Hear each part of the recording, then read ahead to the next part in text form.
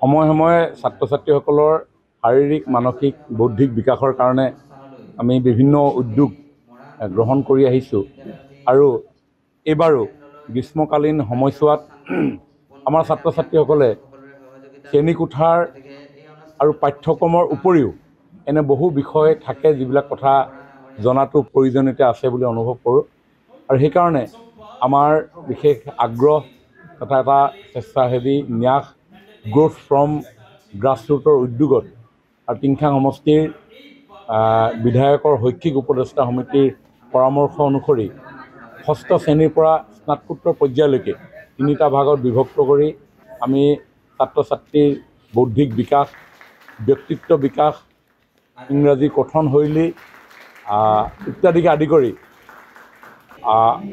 সৰ্বাংগীন বিকাশৰ এটা ব্যৱস্থাৰে আমি তেওঁলোকক লৈ যাব পাৰোঁ নেকি ব্যৱহাৰিক জীৱনতো সহায় হ'ব পৰাকৈ সেই উদ্দেশ্যে আমি আজিৰ পৰা 12 দিনীয়া এটা কৰ্মশালা আমি আয়োজন কৰিছোঁ।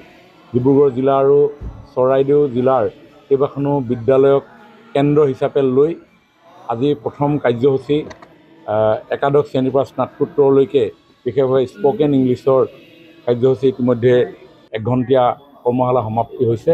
ইয়াৰ পিছতে আমি নৱম আৰু দশম শ্ৰেণীৰ কাৰ্যসূচী হ'ব। তাৰ পৰৱৰ্তী সময়ত 6 to 8 এই কাৰ্যসূচী হ'ব।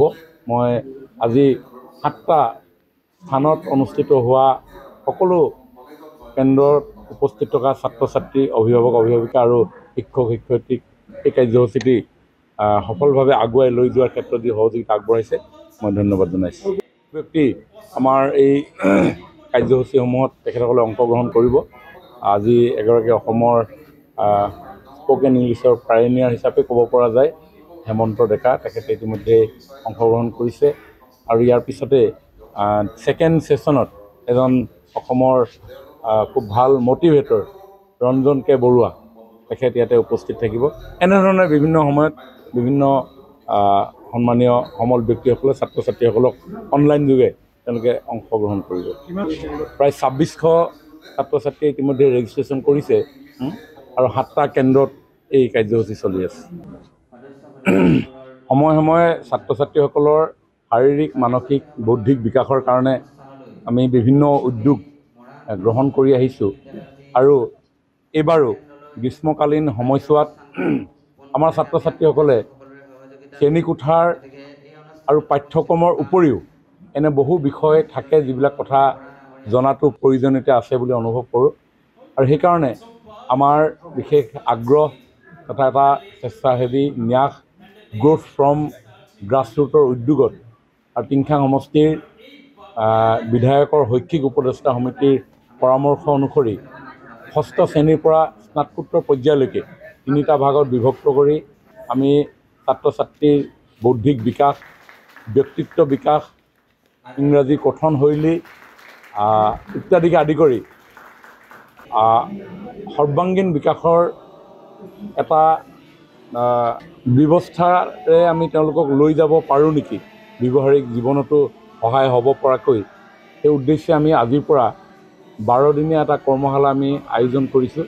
ডিব্ৰুগড় জিলা আৰু চৰাইদেউ জিলাৰ কেইবাখনো বিদ্যালয়ক কেন্দ্ৰ হিচাপে লৈ আজি প্ৰথম কাৰ্যসূচী একাদশ শ্ৰেণীৰ পৰা স্নাতকোত্তৰলৈকে বিশেষভাৱে স্পকেন ইংলিছৰ কাৰ্যসূচী ইতিমধ্যে 1 ঘণ্টীয়া কৰ্মশালা সমাপ্তি হৈছে।